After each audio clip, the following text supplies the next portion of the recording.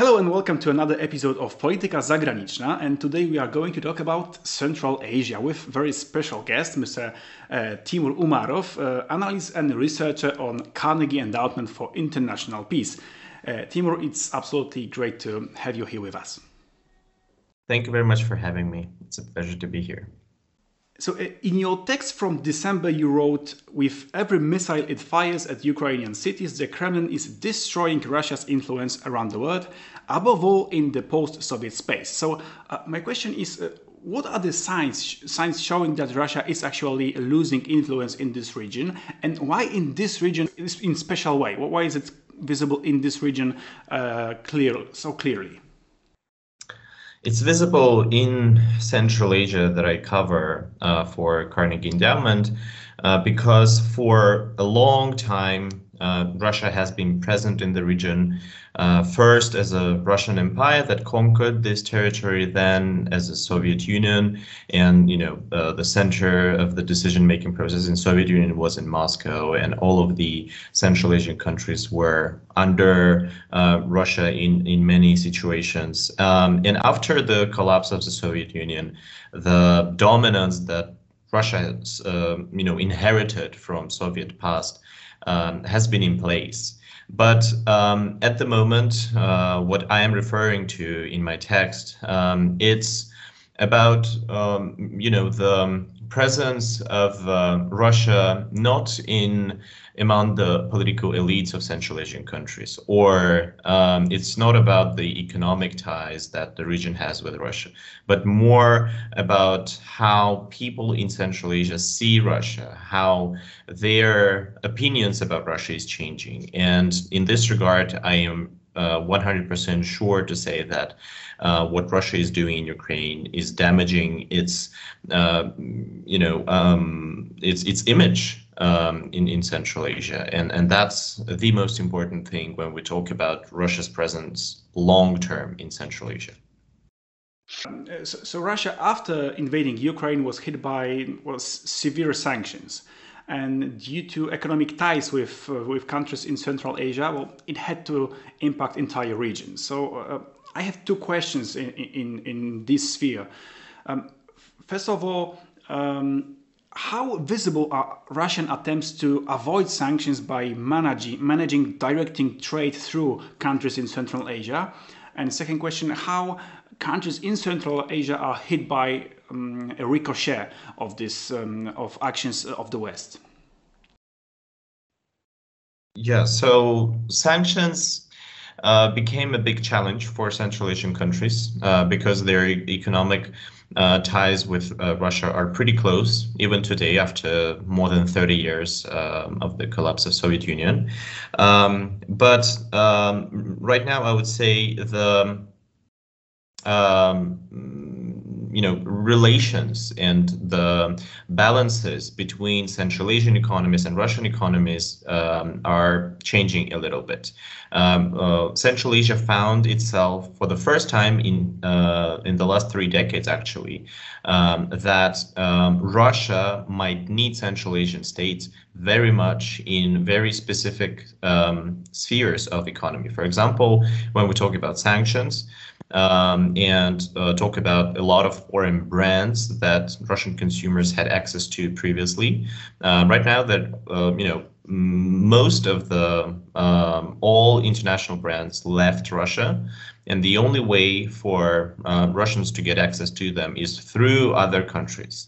And here comes Central Asian countries and also countries from South Caucasus that are the part of the Eurasian Economic Union, and this is Russian-led economic union that creates this no customs regime among the countries, and some countries in Central Asia, Kazakhstan and Kyrgyzstan, are the part of it, and because of this situation, they can easily import any anything from the world, and then re-export those products to Russia, which is happening at the moment. We saw in 2022 the very drastic growth of export from Central Asian countries to Russia. For example, from Kazakhstan by 60%, by Kyrgyzstan by 80%, and also from Armenia by 80%, which means that Russian consumers are trying to find, and Russian businesses actually trying to find new ways to get to those products that were present in Russia previously officially. So this is changing, but also the sanctions affected Central Asian countries in another way.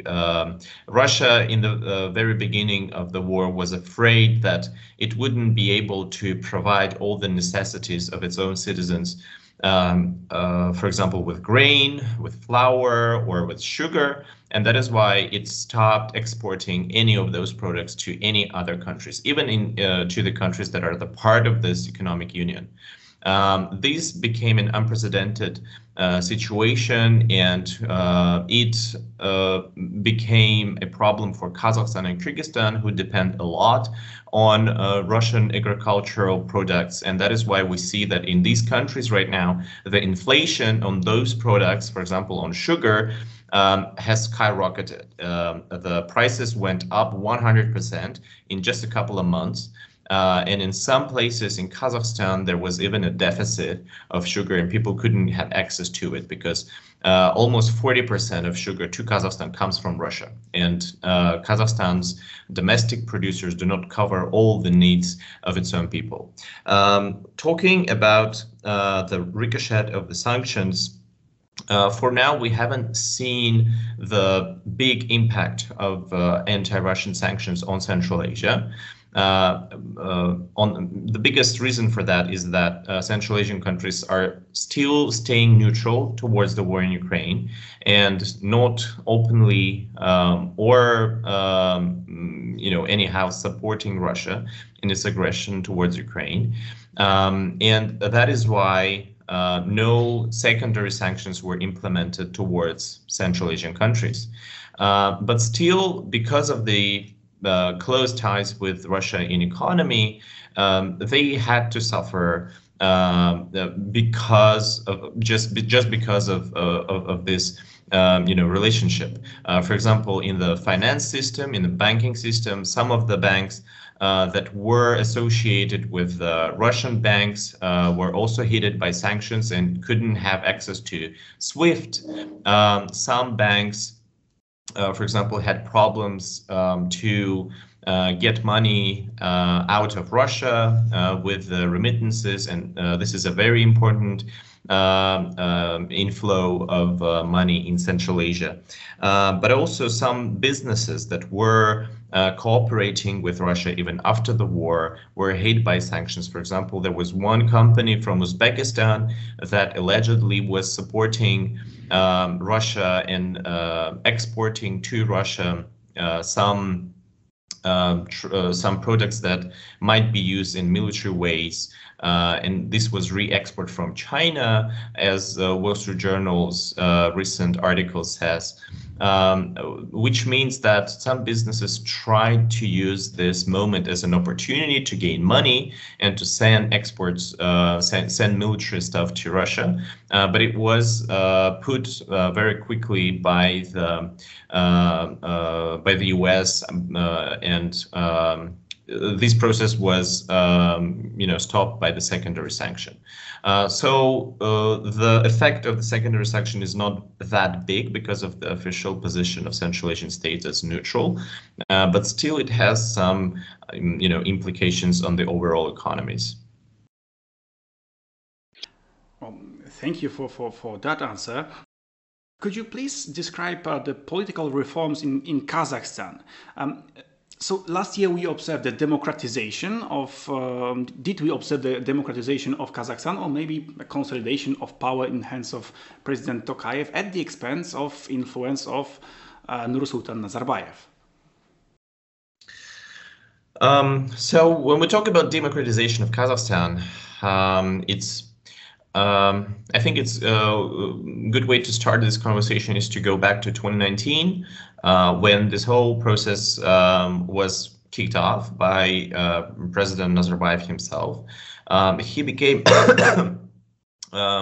he became maybe the first authoritarian leader in Central Asia that gave his power himself to the person who was younger than him, the Kassym-Jomart Tokayev, and this was the official start of the democratization in Kazakhstan.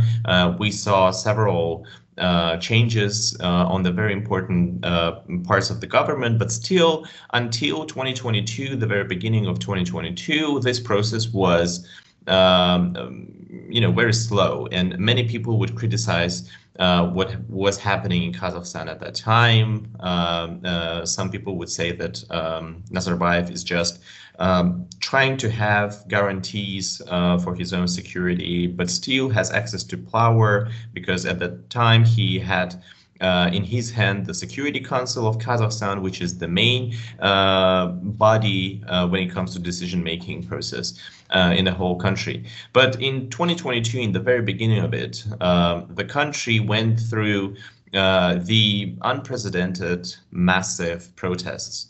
According to some estimates, more than 1 million people went to the streets in the whole country. All biggest cities were full of people going to the streets and having political signs and saying things like Nazarbayev should go, etc. This was definitely the biggest protest in the history of independent Kazakhstan. And the result of it became a quicker democratization. Kassym-Jomart Tokayev got rid of all people who were connected to Nazarbayev by blood, saying his family members. And for those who don't know, in Kazakhstan, Nazarbayev's family was very much present in the political system. His daughter would be the second person in the country, the head of the parliament. His nephew would be in the security services. His brother would have a big chunk of businesses inside Kazakhstan. So whole of his family were very much integrated into the political system. And thanks to the protests, and of course it was a very dramatic, and today people recall this protest as tragedy because more than 200 people died.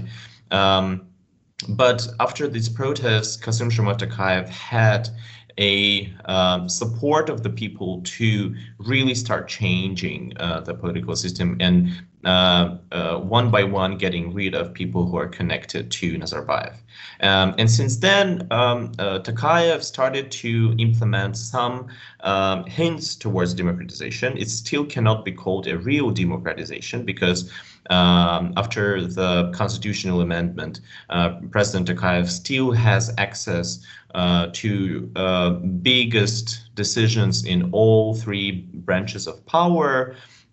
So he has control over the parliament. He has control over those MPs who would be elected to the parliament. He has control over the laws that are being written in the parliament. He has control over the judiciary system. So he still is, very much consolidated politician in the political system, and also the elections that were held in Kazakhstan, they didn't allow any independent politician to get elected. They didn't allow any new parties to participate in the elections. And right now, Kazakhstan is preparing for the parliamentary elections, and we still see that many politicians who have opposition ideas are limited to even have access to be on the ballots.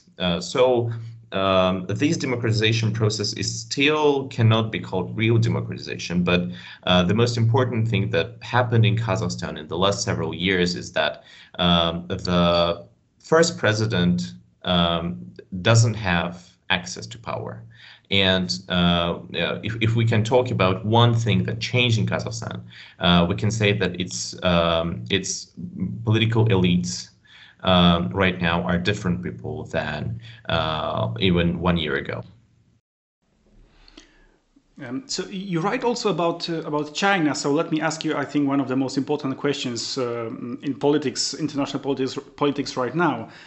Beijing is, of course, supporting Moscow, but it does so so that it doesn't cross the red line. For example, it doesn't send military equipment to Russia. And do you think it will change? Because Washington is expressing concerns about such a scenario. So do you think that China will get more directly involved in what is going on in Ukraine?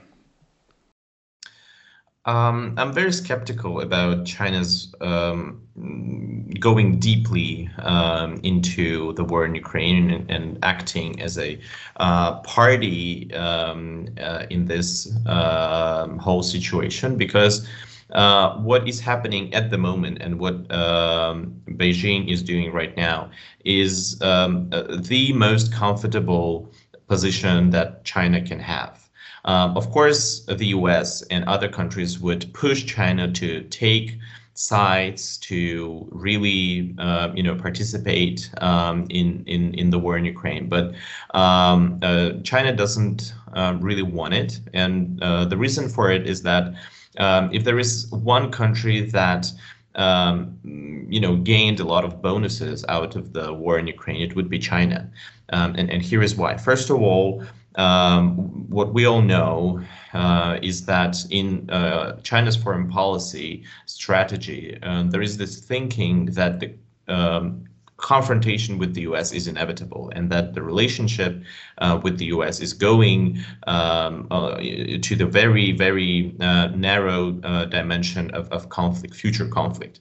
And if anything can stop this process, or at least put it on pause, it will be very good for China. And what Russia is doing in Ukraine is actually helping China to prepare better for this future confrontation, because at the moment the US and all Western countries are focused on helping Ukraine and focused on stopping Putin from further aggression in Europe, and these would take a lot of resources and time that in normal days before the war would have been spent on confronting China, right? Another thing that China gets out of the war in Ukraine is isolated Russia. Russia at the moment doesn't really have reliable partners in the world.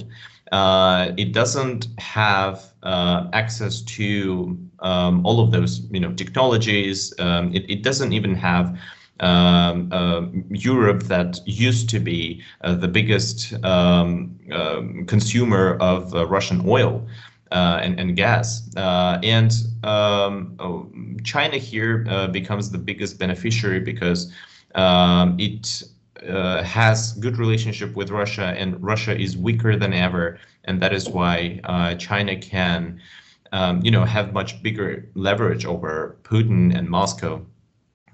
So this position for China is the best, and it will try to do everything to stay in this very neutral position as long as it will be possible. So Timur, you are from Uzbekistan, so I feel like I have to ask you about your homeland also.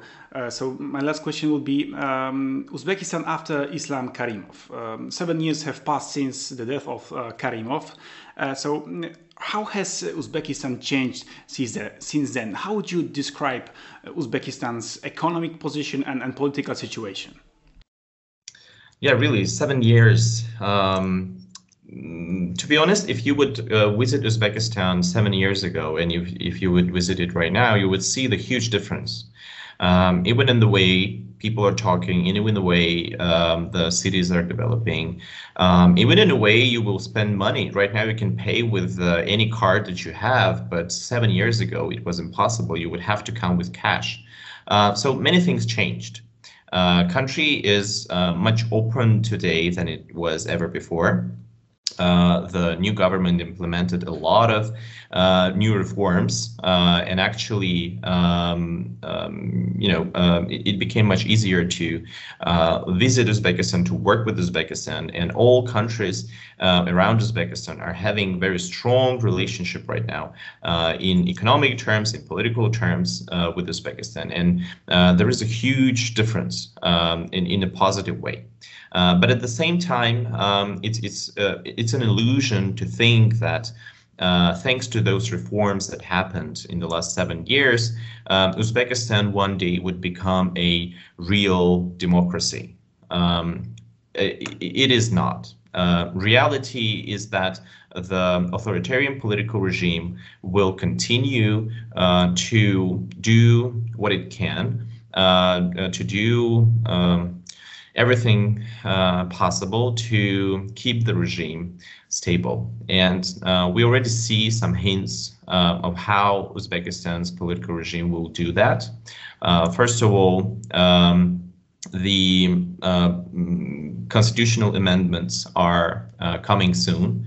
And I would not be surprised to see that the role of president will be much bigger in the new constitution, even though in the current constitution, this role is already enormous. I would not be surprised to see an attempt for Mirziyoyev to go for re-election for the third time, which for now is limited, which for now is prohibited by the constitution, but after the amendments, it might be possible. And I also will not be surprised if the amount of protests in Uzbekistan would be growing in the coming years, because people are have the feeling that they're stuck.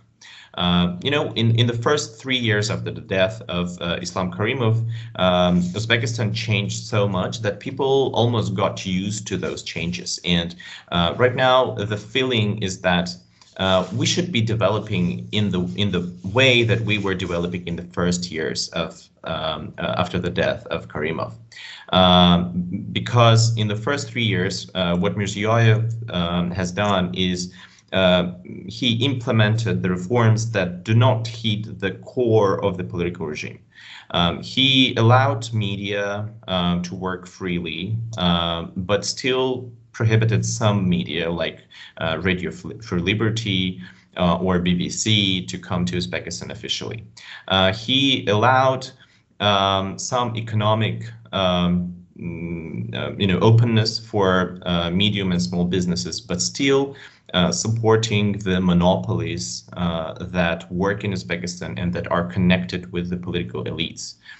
They still are flourishing and doing better than ever. He still has his relatives playing a big role in the political system of Uzbekistan.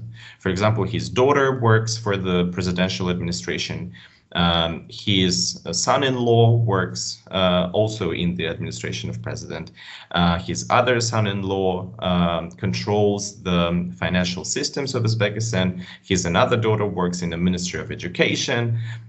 So what we have in Uzbekistan is the modern autocracy that is much more flexible, that has new technologies to control the society, but it's definitely not going to the path of real democratization. And unfortunately, I'm afraid to tell you that in the upcoming decade, I would be very surprised to see any real democratization in my hometown.